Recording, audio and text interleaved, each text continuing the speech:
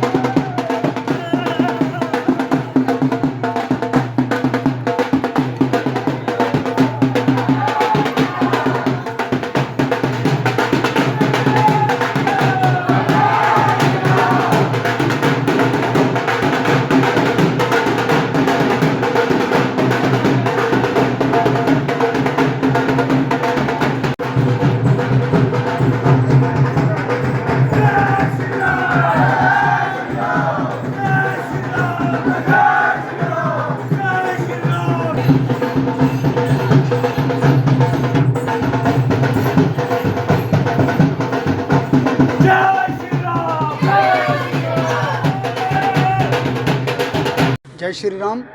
सबसे पहले मैं नवरात्रों की हार्दिक बधाई सारे नगरवासियों को देता हूँ, सनातनियों को देता हूँ। तो हमारी पुंछ की परंपरा है, राजाओं के समय से यहाँ पे नगर भ्रमण के लिए, नगर में जन कल्याण के लिए, सनातन के कल्याण के लिए हनुमान जी की झांकी निकाली जाती थी, जो परंपरा आज भी जारी है। आज भी सनातन की ओर से नगर में हनुमान जी का भ्रमण होता है।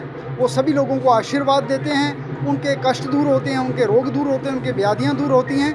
तो ये परंपरा चलती आई है, लोगों की आस्था, लोगों की श्रद्धा हनुमान जी में बनी हुई है।